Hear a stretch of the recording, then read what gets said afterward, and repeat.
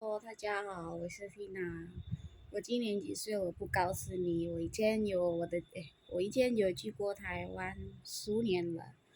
我现在等回来差不多快1年了。我很想要跟朋友分享我的经验在台湾是怎么样的。为什么我以前会跑掉了？是因为很多问题啦，压力很大，反正事情很多。可是我如果讲国语，我担心其他的朋友听不懂我讲什么。那所以呢，我想要跟你们讲 Indonesia. Oke, saya mau kasih tahu. Ada yang tanya kenapa saya itu kaburan. Kaburan itu enak gak sih gitu. Sebenarnya dibilang enak ya, ada plus minusnya ya. Gak dibilang semua yang namanya kaburan itu enak.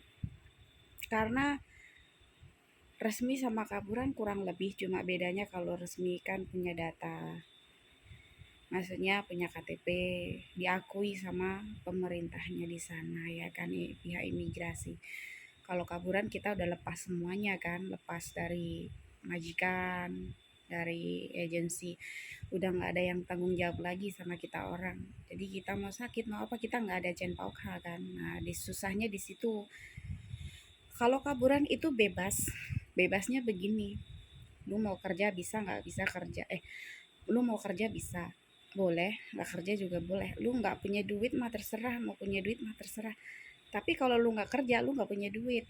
Sedangkan lu kalau jadi kaburan nggak punya tempat tinggal itu juga susah ya. Apalagi kayak yang malas-malas kerja terus tinggalnya di rumah siapa yang nebeng-nebeng gitu kan ya, di rumah mes-mesnya cowok kayak gitu kan. Itu yang saya lihat loh ya. Karena misalnya kamu ikut agensi gitu kan ya. Agensi juga nggak mau gratis karena masalahnya kamu tinggal makan tidur gitu kan ya. Kalau makan oke lah mungkin bisa beli sendiri ya. Tapi kan kalau tinggal emang nggak butuh listrik.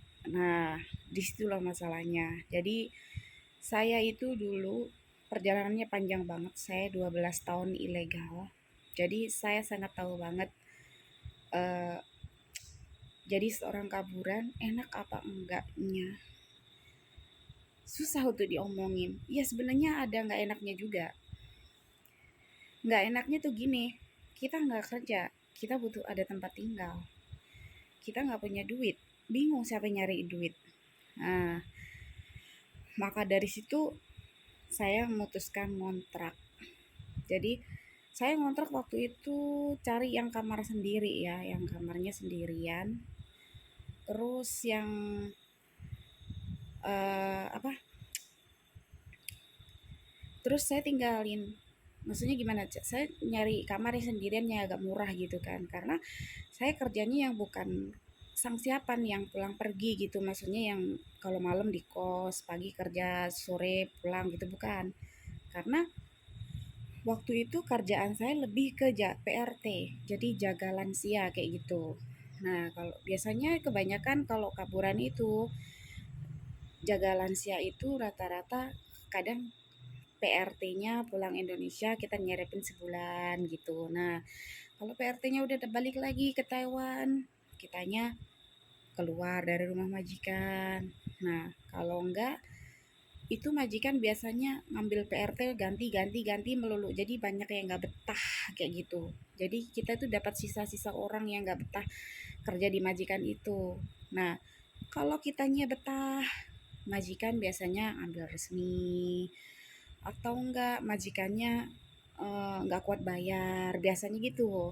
Nah, kalau kitanya nggak betah, yang dijaga itu gimana ya, maksudnya kalau kitanya nggak betah, majikan itu ngarepin kita betah di situ. Karena apa, kadang pasien yang dijaga itu nggak nyaman banget, nggak enak banget, maksudnya bener-bener fisik kita nggak sanggup gitu loh. Jadi kayak gitu faktornya ya. Kalau nggak dapat sisa-sisa orang yang nggak bertahan tinggal di satu majikan ganti-ganti